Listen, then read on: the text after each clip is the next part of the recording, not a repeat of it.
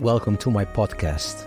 I'm your host, Mike Del Ferro, and in this series, The Echoes of Toots, I talk to outstanding harmonica players from all over the world about Toots Thielemans. I had the great honor to play with Toots for 10 years. He passed away in 2016, and in the last years I've been doing a Toots tribute all over the world with many harmonica players. In these episodes, I talk to several harmonica players about their musical journey, how Toots influenced their music, and how they found their own voice on the harmonica with such an influential musician like Toots.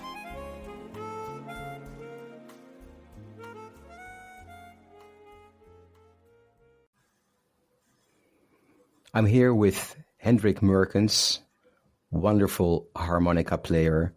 He is originally from Germany, but he has been living in New York for a long time.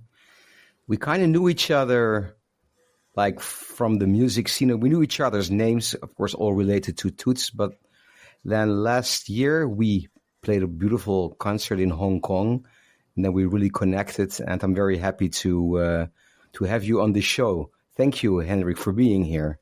Hello, very nice. And I'm happy that for once somebody can pronounce my name, because I am from Germany, but not quite. My father's side is Dutch. My grandfather immigrated from Holland, the Netherlands, to Germany in the 1920s, and they stayed there. And of course, the name is Dutch, and I don't speak Dutch because my mother is German, but this, if a Dutch pronounces my name, that rings a bell here. That's always nice. Meurkens. Meurkens, yes. Meurkens, yeah, Dutch right. native, yeah, as a Dutch native speaker, yeah. I know Yes. it's actually a hard sound to pronounce, the and the I know. Yeah, it's a very Dutch sound. Yeah, it's a very Dutch sound. So only Dutch can really get it together. Yeah. How long have you been in New York? How many years? Well, we emigrated to the States in 92. That makes it 32 years now. But I also went to Berkeley before, Berkeley College, not Berkeley, California, but Berkeley College in Boston in the late 70s for 3 years, 77 till 80. Then I came back to Germany. Then I went to Brazil, then back to Germany. And then in 92, my wife and myself, we finally made it over here. And yes, since then we are here, citizens and all that, all the good stuff. And you started, I mean, you studied in Berkeley, and then you decided I want to stay in the United States. Is that what happened? Well, I had to leave after Berkeley because my student visa ran out, and also I felt like I should practice. You know, I learned a lot in my Berkeley days, but I didn't really feel I was ready for the big city. So I went back to Europe, and I spent another 12 years there, longer than I had planned. But a lot of good things happened in Europe, because, as you know, Europe is a very lively and healthy jazz scene. I played a lot, and I got my stuff together, as they said, and I also went to Brazil, lived there for a minute, learned that music a little bit better. And then in 92, I started a little earlier. In 1990, I offered one of my second album to Concord Records in America, and they are in San Francisco, and they got it. They accepted the album. They gave me a record deal. And then a couple of years later, I said, well, you know, if we want to promote my albums here on your label, I should really move to America. So I talked them into getting me an artist visa. And then in 92, we moved here, and then the artist visa became a green card, and the green card became a citizenship. And then, by becoming an American citizenship, I lost my Dutch citizenship, which I didn't know that it would happen, but apparently in those days you couldn't have two citizenships, so I became an American and only an American. So I'm a real immigrant. The only music education I had in Germany was private lessons with a Vibes player from the Hamburg radio big band. And my interest started in Germany, and man, people ask me that a lot. I cannot tell you why me in Hamburg, Germany, got interested into jazz and making it to America. I think the urge was so strong that nothing could stop me. But it wasn't really that Hamburg or anything had much jazz to offer. There was some, but I guess I heard something and it rang a bell, and I just needed to finally come to America and do it over there. But the only education I had in Germany was the private lessons with Wolfgang Schlüter, who was a great vibraphone player, with the NDR, the Hamburg radio big band. But, the Hamburg jazz scene wasn't terrible. There was something called die Hamburger Szene in the 70s and 80s. There was some jazz. There was Onkel Pö's Carnegie Hall, and American musicians came through town, and I checked them all out. And there was one actually great thing in Hamburg. There was a club called Dennis Swing Club.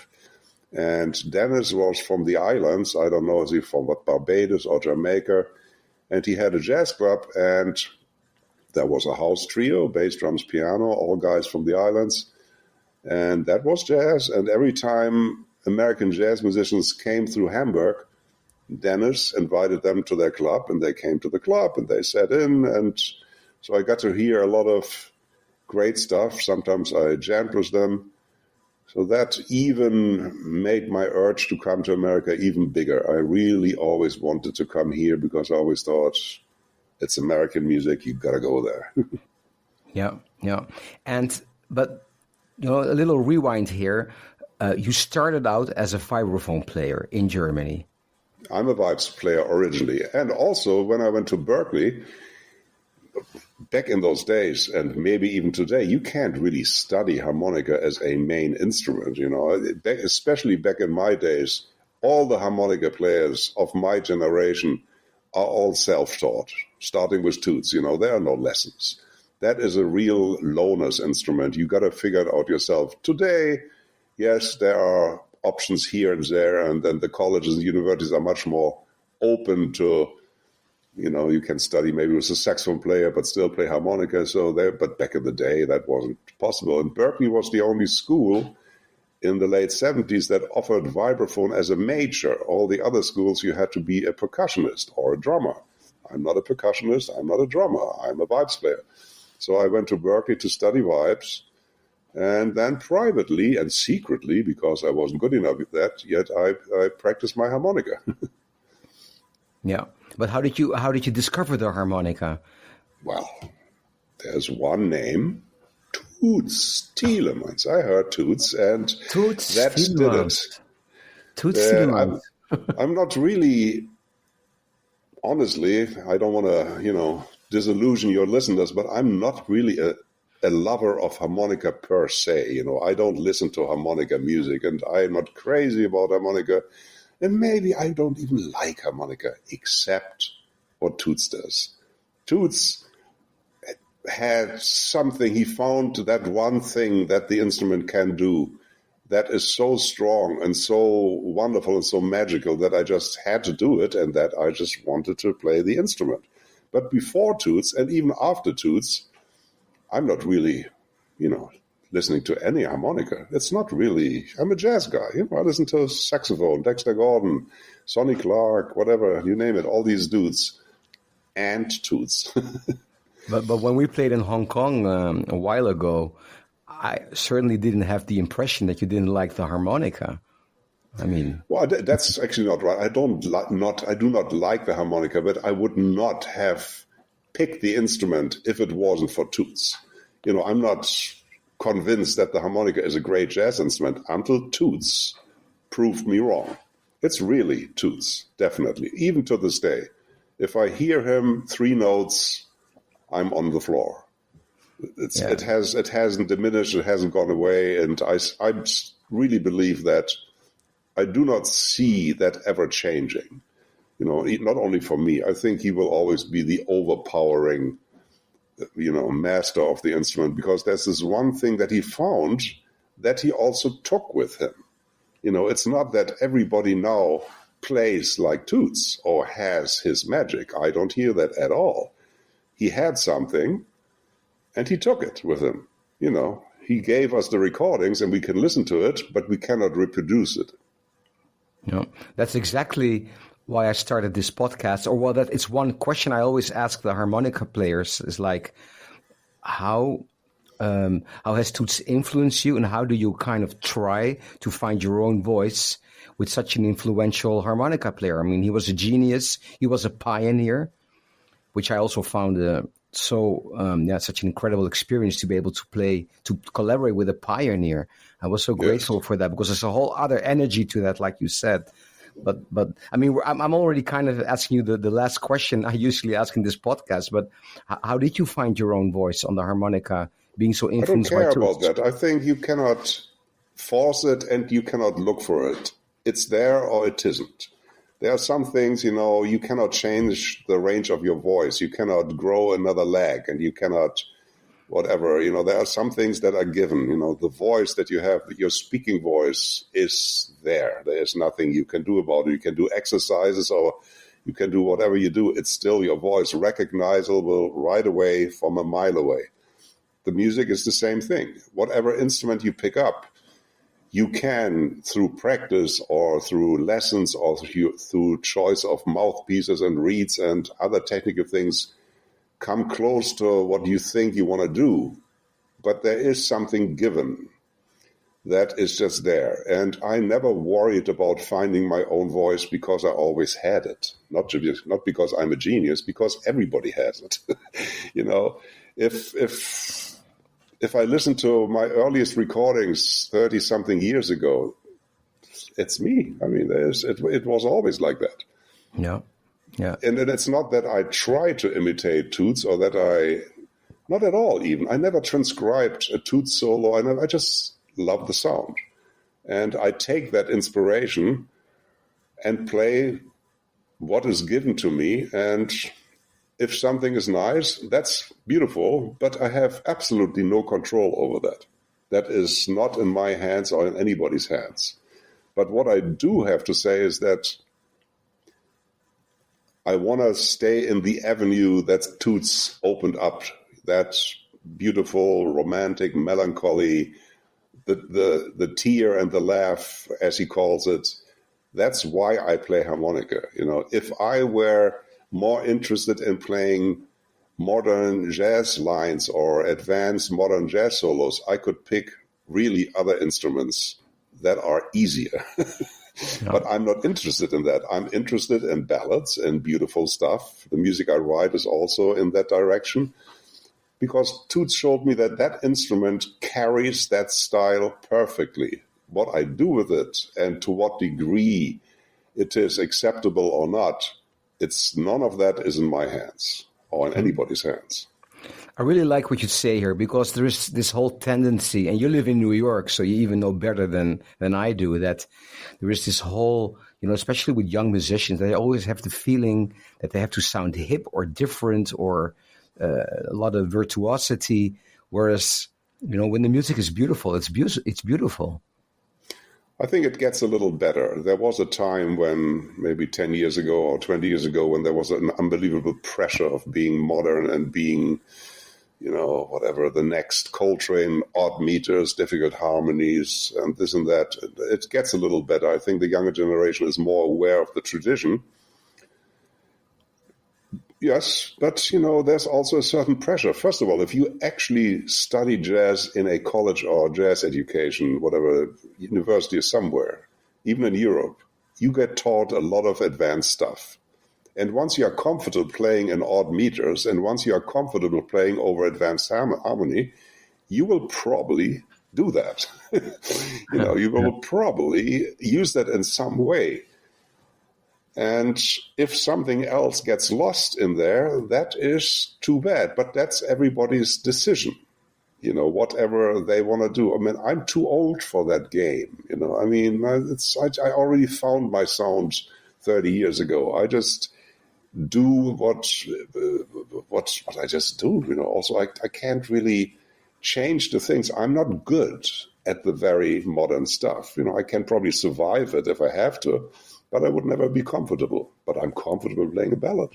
Yeah, and should you? I mean, as long as you feel great playing and play the stuff you like to play, there's no need to challenge yourself or make yourself unhappy by playing stuff you don't really like. Yeah. And also, we also, you know Toots very well. I knew him a little bit. Toots was a great communicator. He was there to play for the people. He was sitting there on his bar stool, looking around the audience, getting the vibe. Do they like it? Do they not like it? He was there to please the audience, which some people think is a bad thing or selling out. I think it's the idea of jazz, to entertain people. That is my understanding of jazz, because that's how it started.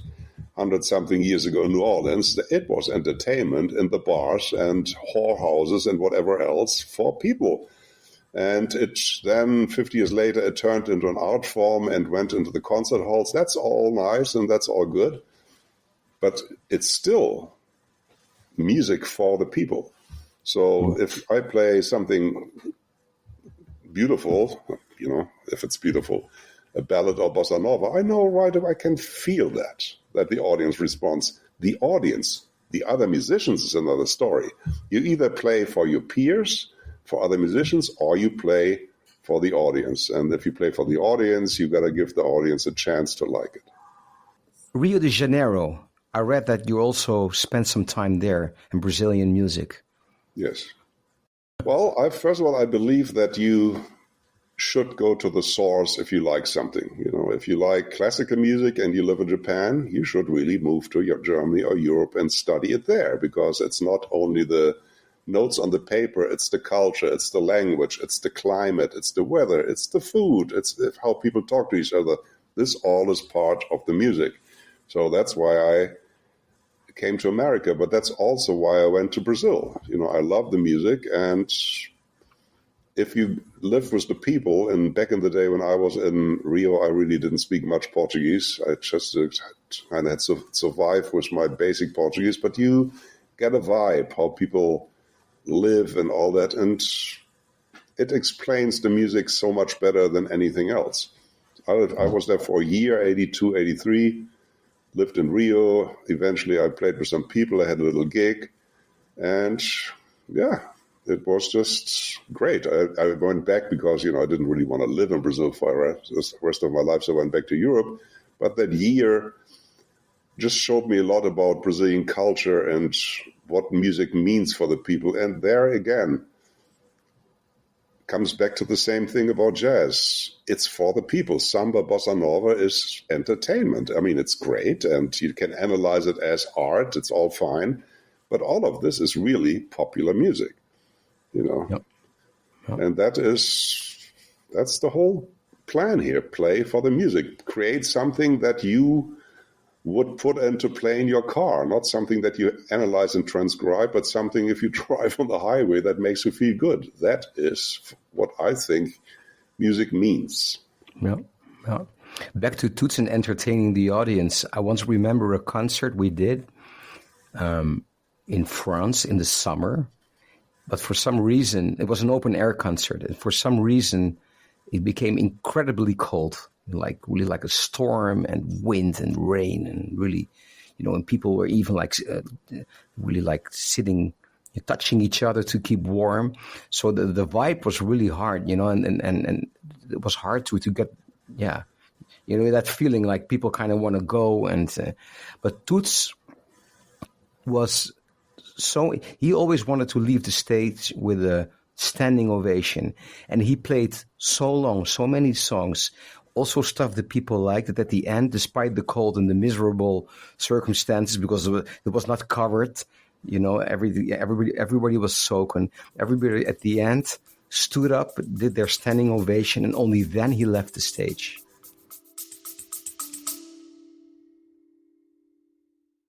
Thank you for listening.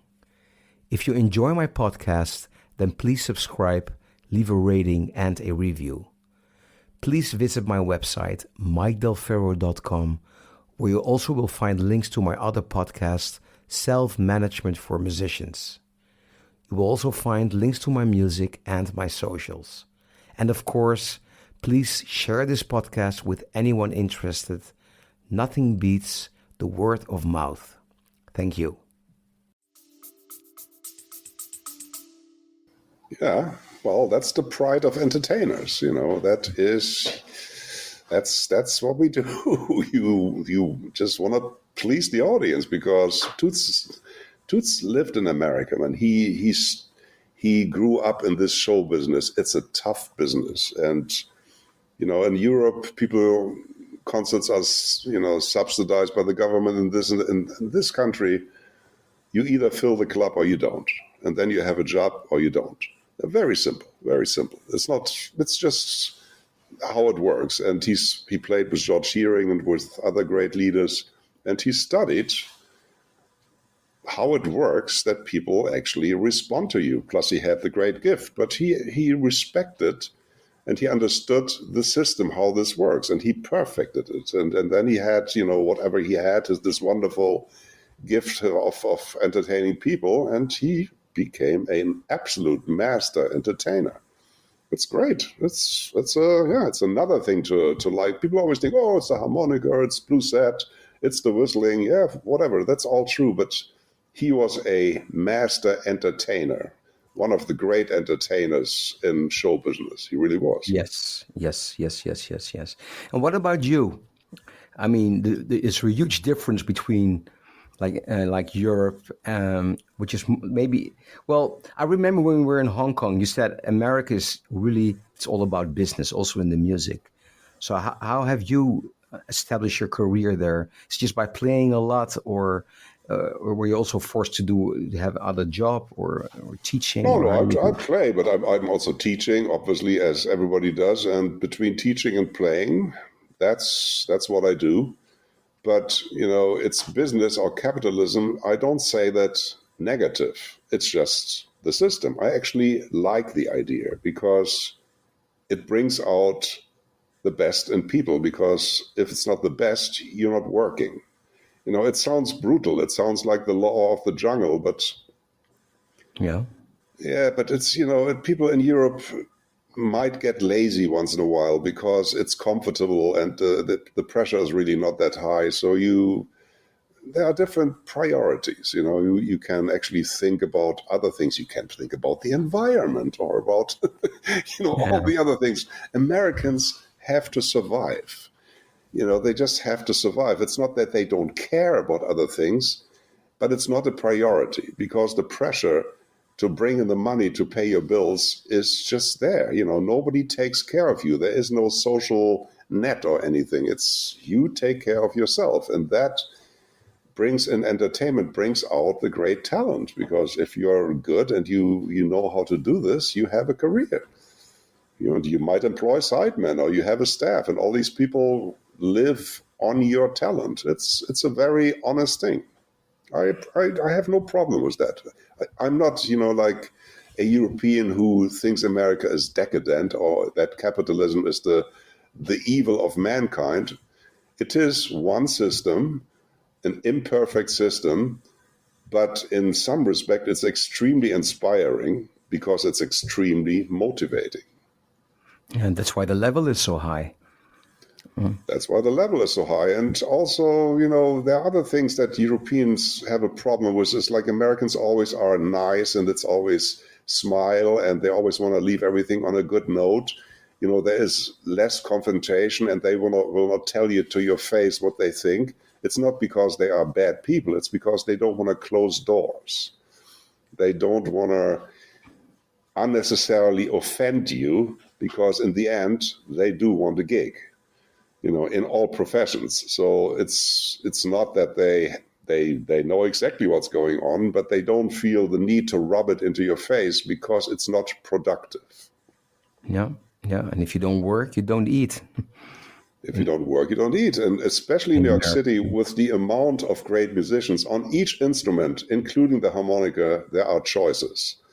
And you have to not only be a good musician, you also have to be agreeable as a person. You can't create problems. You have to be professional and pleasant, or at least create a constructive ambience for others to work in. If you are a troublemaker, if you are difficult, they just call somebody else. Very simple. And I do accept, and I like this. It's not only do you have to work on your craft, you have to also work on dealing with people.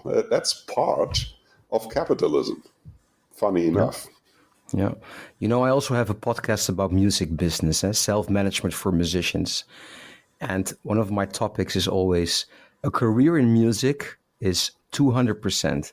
It's 100% playing great, and the other 100% is mentality. Yes, absolutely. Totally. Actually, Toots once said, if a great musician does not work, it's most likely because of a mentality problem. Yeah, personality. Absolutely. Yeah, Yes. or a personality or a mentality problem. Yeah. Yes. Yeah, of course. I agree. I mean, there's by now, with all the jazz education and the internet and the availability of information, there are so many great musicians on all instruments in all corners of the world. You can go to the last corner of the world and find a good rhythm section. But yet, the ones that are actually working are the ones that you want to work with. For several reasons, that was the musicality, but the quality is almost a given by now. It seems like the other part is becoming more important because you do have choices. I remember back 30 years ago in Europe, if you wanted to play a certain style, the bass player would live in Munich and the drummer would live in Berlin and the piano player would live in Hamburg, because for certain things, there just were no big choices. So you had to deal with what you had. And then, you could also afford to be a little bit difficult because they needed you. That has changed. You find for any style, you find choices wherever you go. So now it's important that you are actually nice.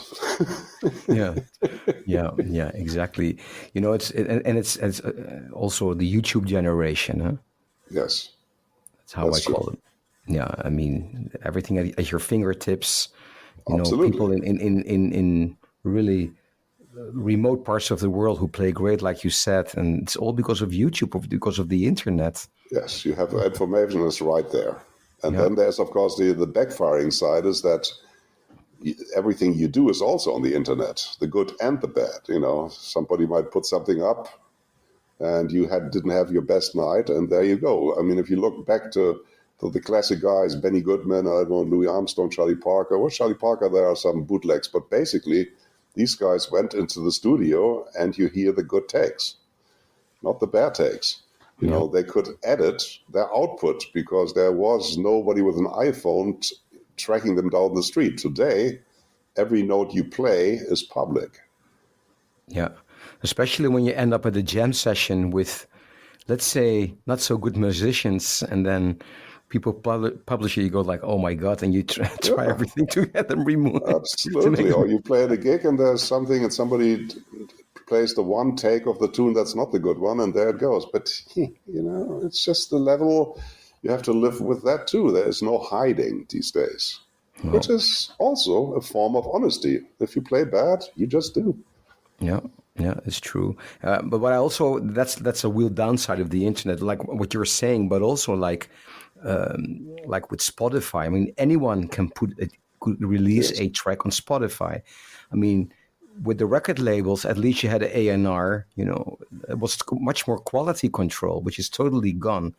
So any musician, any amateur could post something on Spotify, which gives a wrong impression to the audience. And can edit it at home as long as he wants. He can do a 3-minute take and edit it for 3 months until it sounds professional. Back in those days, especially in the days before digital recording, you had your analog tape and you had your takes. No good take another take. You couldn't, there was no Pro Tools. Musicianship was higher back in the day for that, or at least the pressure was higher. Different times. Yes. Oh God. Yeah. Some people you played with, I mean, I have a list here. I took this from your website. Charlie Bird, Jimmy Cobb, Ivan Lins, Monty Alexander, Claudio Roditi. It goes on and on. Astro Gilberto, Olivia Newton-John, Ray Brown, Paquito de Rivera. My God. Can you share some of your experiences with these people like Astro Gilberto? Well, some of them were just short recording dates, like Astro Gilberto. That was a recording for her. She was there in the studio. I recorded. Olivia Newton-John, same thing. just, like a studio recording for the people when they were there. But still, the real working experience was like Claudio Didi, Jimmy Cobb, Charlie Bird, Herb Ellis, Ray Brown. With those guys, I actually went on the road and played for a while, and that's what really counts, because then it's not only the music, it's also living together for a couple of weeks, and then you really learn. Well, first of all, you learn that the old guys don't complain. They've seen much worse. They've seen much worse. If the hotel isn't great or they don't get their vegetarian lunch or something, they just don't They're complain. vegan. Yes, because back in the day, they were happy if they had a dry hotel bed or something, or even worse. You don't even want to think about that. So that's one thing that you learn, is that they have seen things that in our days are just not there anymore. We are already in another phase of comfort that the original guys didn't know. And then another thing that you always learn with these people is the total, if you're on stage, people are watching. You play professional, you look good, you don't, check, what are we going to play next? That especially Jimmy Cobb got really unpleasant about that. If I couldn't call the next tune fast enough, or if there was any kind of doubt, he didn't like that. It's a presentation, They know that on stage is what counts, because that's why people will hire you again or not. So you learn about professionalism, about delivering. You also learn about delivering when you don't feel great. Not every day is your day, or you might have a cold or whatever. So, but that all, the audience is not supposed to get involved in those things. They paid, they see you one time, and you got to give them what they expect. So the old dudes, the classic guys, for them this is a no-brainer. But when they meet young cats and they don't know that yet, they will let you know. Oh yeah. They were honest. Oh, because it's their name.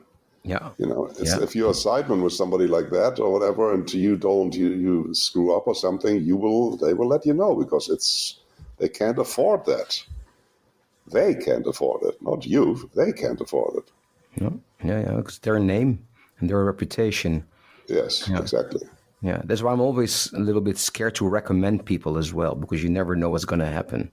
That's true. That is true. Yes. Yeah, and all these people you're mentioning, Jimmy Cobb and Ray Brown, was it on Vibraphone or on harmonica or both?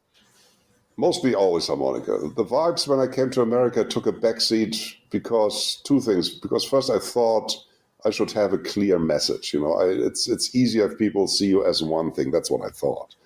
Looking back, I think that wasn't really, Toots doubles and a couple of other people do, but I thought, I'm going to be a harmonica player. So the Vibes took a backseat there. That has changed. I'm playing more Vibes again now, but most of that was on harmonica. Yes, I always try to make sure I'm a jazz harmonica player. That was the message. And what's your take of the future in jazz, especially for someone who lives in New York? The future of jazz is not endangered, because it will never die. There is something that only jazz has, that is something that people forever will be fascinated with, is this thing. You see some dudes on stage and you don't know what's going to happen. It's not written music. It's not prearranged notes. It's something that happens, and I'm not sure about recording and streaming. That is a very weird time that we live in. But live music is in great shape. Here in New York, people line up around the block to come. Last night, I played at the Zinc Bar here in New York. We had a Jobim program. We had a major storm last night. I had trouble leaving the club and getting into a cab, and I was soaking wet within 10 meters. But people still came out, because there is something about live music that is untouched by all the other changes that we see in the music, the streaming and the YouTube and people whatever it is, no more CD sales and all. That's all very sad and not a great thing. But live music, I see absolutely no diminishing there. People come out, they spend their money to see something, they take people out, and that is all great. I don't see a problem for jazz. Where it goes stylistically, I don't know, but I do see that younger musicians do honor the tradition more. There was a time when, jazz started with, I don't know, Michael Brecker or something for them. And I see people going much further back. And when all my teaching I do, even if it's just jazz history, I always tell them, this is Louis Armstrong. This is the guy who put jazz phrasing on the map. Everybody is owed to Louis Armstrong. Then Louis Armstrong, isn't he whatever, a comedian or whatever? So no, this is the father of jazz phrasing. It didn't even start with Charlie Parker. It started with Louis Armstrong. So, and then if you tell that to younger people, they might forget it or they might not give it importance, but they cannot unhear the information. They heard it once, and at some point it might open a door for them. And also what I tell people always is, in the old days, the most important thing was tone, sound, not technique, none of that. It was having a great tone.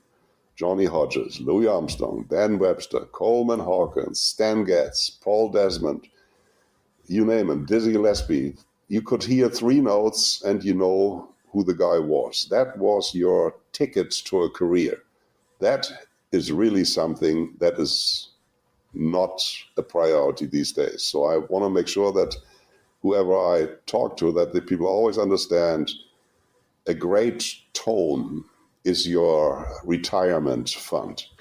Like Toots Thielemans, he played they wanted him for movies, they wanted him for jingles, they wanted him for a 4-bar solo in a love ballad because he just had that tone. Very simple. And that was his career. I mean, he had a lot of other things to offer, including royalties for Bluesette. That's all good. But at the end of the day, he played 3 notes on the harmonica and you were in tears. That's magic, pure magic. Magic and unexplicable, not reproducible, gone. But that was him. I always try to get across to students that they should listen to the real old, what's old, but like not only Louis Armstrong. When you talk about pianists, like with all respect, but you have students they talk about Robert Glasper, and you have, of course, all great. But I go like, man, listen to James P. Johnson, listen to Fats Waller, to Art Tatum. That's hard. It's hard to open the door for them because they think it's dated. They think it's corny. They think it's old. Me too. It took me a while to understand all this. But that's what teachers do. They lay out the information and then hope that something sticks. But Robert Glasper started not listening to Robert Glasper. He listened to somebody decades before him. All these great guys started somewhere else. You take what you like and make your own thing out of it. But the information started 100-something years ago. It's very important. Thank you so much, Hendrik, for this wonderful conversation. Yes. I'm going to put the link to your website in the show notes so people can find you and follow you, listen to your music, and maybe when they're in New York, come to one of your gigs or wherever you play. Do you tour all around America? Or you're all America over the world, is not right? really it's so much a touring country because there are clubs in the big cities. It's not like Europe or especially Germany where you can just play one-nighters for weeks. America is different organized. There's a club in Boston. There's, of course, New York has lots, but usually in the big cities there are a couple of places. I play, but I wouldn't call it touring. Touring I do in Europe or somewhere else where the landscape is different. In this country, it's more like you play here, then you come back, and then you have a long weekend there, and you come back. Those days where you sit on the bus and go through the southeast of America, not for a jazz harmonica player. That's big band stuff. Yeah. But you are playing around, and that's good for people to experience. So I'm playing, especially in New York. Definitely, yes. Yeah, wonderful, wonderful. Yeah, I'll put the links in the show notes and check this man out, Hendrik Meurkens. Thank you so much. Thank you. Bye-bye. Bye-bye. Thank you for listening. If you enjoy my podcast, then please subscribe, leave a rating and a review. Please visit my website, mikedelferro.com, where you also will find links to my other podcast, Self-Management for Musicians. You will also find links to my music and my socials. And of course, please share this podcast with anyone interested. Nothing beats the word of mouth. Thank you.